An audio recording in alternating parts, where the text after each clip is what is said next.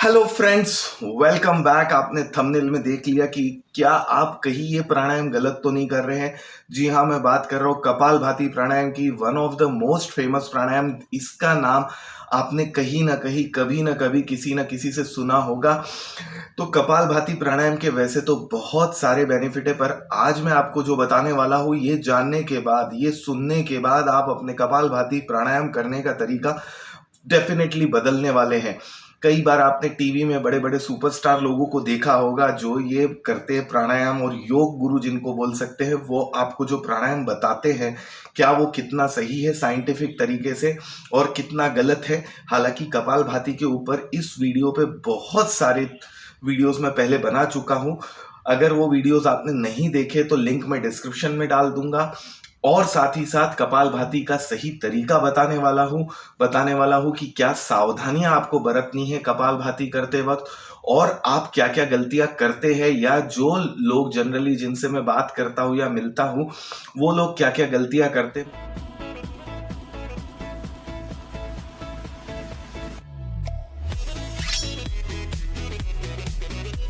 तो स्टार्ट करता हूँ। सबसे पहली चीज कि कपालभाति प्राणायाम के बहुत सारे बेनिफिट है।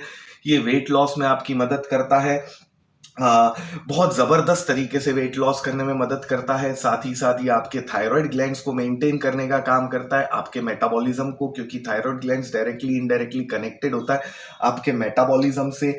साथ ही साथ ये आपके एनर्जी लेवल को बढ़ाने में मदद करता है। जिन लोगों को लीवर से रिलेटेड इश्यूज होते हैं उनको भी ये बहुत मदद करता है, लीवर को रिपेयर करने का काम करता है। साथ ही साथ अगर आपकी बॉडी में ब्लड सर्कुलेशन बराबर नहीं हो रहा है तो ये उसको भी बराबर करने का काम करता है, बशर्ते कि अगर आप इसको सही तरीके से करते हैं तो।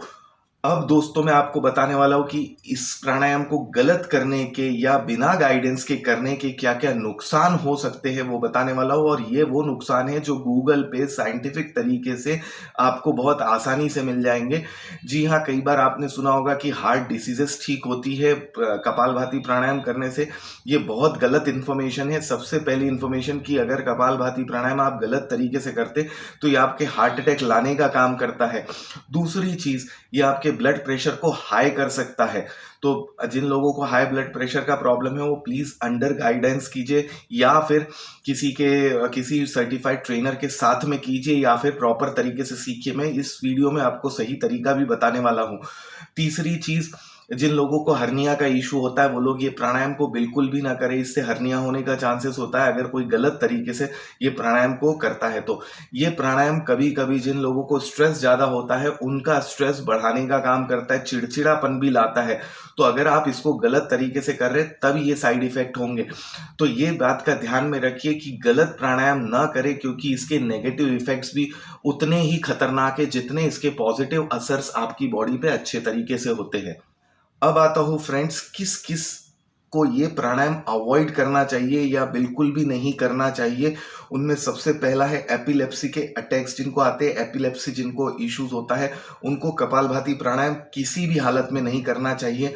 दूसरा है जिन लोगों को माइग्रेन का इशू होता है उन्हें ये प्राणायाम बिल्कुल भी नहीं करना चाहिए। और तीसरा, जिन लोगों को हार्ट अटैक आ चुका है, ये किसी भी तरह का हार्ट में ब्लॉकेजेस है, उन लोगों को ये प्राणायाम बिल्कुल भी नहीं करना चाहिए। साथ ही साथ प्रेग्नेंट वुमेन हैं तो उस समय भी ये प्राणायाम को अवॉइड करना चाहिए। कोई सर्जरी हुई है, किसी की रिसेंट ऑपरेशन हुआ है, तो उन लोगों को भी ये प्राणायाम अवॉइड करना चाहिए। साथ ही साथ जिन लोगों को हाई ब्लड प्रेशर का प्रॉब्लम है उनको अंडर गाइडेंस करना चाहिए। इस प्राणायाम को करने के प्रिकॉशंस बता देता हूँ। प्रिकॉशंस में जैसा मैंने बताया कि प्रेगनेंसी में ये प्राणायाम नहीं करना चाहिए। साथ ही साथ इसके ये प्राणायाम करने के बाद आपको 20 मिनट से 25 मिनट तक पानी पीना अवॉइड करना है। कई बार लोग प्राणायाम करते और तुरंत पानी पी लेते, स्पेशली जब आप कपालभाति करते तो 20 से 25 मिनट कम से कम पानी ना पिए जब आप ये प्राणायाम फिनिश करते हैं। और एक चीज जो इंपॉर्टेंट है वो ध्यान रखने वाली ये है कि इसको खाना खाने के 3 से 4 घंटे तक ना करें। कोशिश हो सके तो इसको एम्प्टी स्टमक मॉर्निंग के टाइम में कीजिए, खाने के बाद कभी भी इस प्राणायाम को ना करें। अब आता हूं आपको जो सबसे इंपॉर्टेंट चीज बताने वाला हूं वो है इस प्राणायाम को करने का तरीका। मैं 3-4 चीजें आपको अभी बताने वाला हूं, और आने वाले वीडियोस के लिए चैनल को, अगर आप नए हैं तो चैनल को सब्सक्राइब कर लीजिए और बेल आइकन को दबा दीजिए ताकि आने वाले वीडियोस जिसमें मैं आपको प्राणायाम करके बताने वाला हूँ वो वीडियोस आपको मिल सके। अब मैं आता हूँ क्या क्या आपको जो है इसको करते वक्त प्रिकॉशंस रखने हैं। सबसे पहली चीज, जब आप इसको करते तो आपको अपना बैक स्ट्रेट रखना है, बैक को पूरा सीधा रखना है, बैक को ऐसे झुका के नहीं रखना है। चीज आपको अपनी गर्दन सीधी रखनी है, शोल्डर स्ट्रेट रखना है। दूसरी चीज, प्राणायाम को जैसा मैंने कहा एम्प्टी स्टमक करना है, इसको खाली पेट ही करना है प्राणायाम को। तीसरी चीज जो आपको ध्यान रखने वाली है वो है स्ट्रोक जो हम करते हैं, जो एक्सेल करते हैं, वो रेगुलर इंटरवल के बाद में करना है। कई लोगों को मैं देखता हूँ, कई लोगों को मैंने करते हुए देखा है, जब वो करते हैं तो स्लो फास्ट करते हैं, स्ट्रोक 1 2 3 4 5, जो स्पीड उनको ठीक लगती है वो स्ट्रोक वो स्पीड में करते हैं। ये एकदम गलत है फ्रेंड्स। आपको घड़ी के सेकेंड हैंड की तरह स्ट्रोक्स रेगुलर इंटरवल के बाद ही करना है। अगर आपको हाई ब्लड प्रेशर का प्रॉब्लम है तो इस स्ट्रोक को 2 सेकंड 3 सेकंड में एक बार कीजिए, और अगर आपको नॉर्मल ब्लड प्रेशर का कोई प्रॉब्लम नहीं है तो आप एवरी सेकंड एक स्ट्रोक कर सकते हैं। कई लोग सांस लेने पे ध्यान देने लगते हैं जब स्ट्रोक करते हैं, तो इसमें सांस लेने पे बिल्कुल ध्यान नहीं देना है। एक साथ कंटिन्यूटी में आपको 50 60 100 200 से ज़्यादा नहीं करना है। याद रखिए, जब आप करते हैं तो इंटरवल ब्रेक ले लेके कीजिए। अगर आप एक बार में 50 100 कर पाते हैं तो रुक के फिर 50 100 कर लीजिए, जो भी आपका काउंटिंग है वो। और एक साथ में एक समय में इसको मैक्सिमम 1000 से ज़्यादा स्ट्रोक्स ना करें। मतलब सब मिला के मान लीजिए आप अगर 50-50 के सेट्स कर रहे हैं तो 20 सेट कर लिए, या 100-100 के सेट कर रहे हैं तो 10 सेट कर लिए, क्योंकि ज़रूरत से ज़्यादा हर चीज़ अति सर्वत्र वर्जयत। कई लोग इसको ज़रूरत से ज़्यादा करते हैं, फिर टेंशन स्ट्रेस ले लेते हैं। तो इस कुछ चीज़ों का ध्यान में रखिए। उम्मीद करता हूँ नॉलेज अच्छा लगा हो तो चैनल को सब्सक्राइब कर दीजिए और लाइक बटन दबाना मत भूलिए, और उन लोगों के साथ जरूर शेयर कर दीजिए जो लोग कपालभाति करते हैं या जिन लोगों को इसकी जरूरत है। हमेशा की तरह अपने आप से प्यार कीजिए, अपने देश से प्यार कीजिए, और हाँ, मुस्कुराना तो बिल्कुल मत भूलिए। जय हिंद, जय भारत।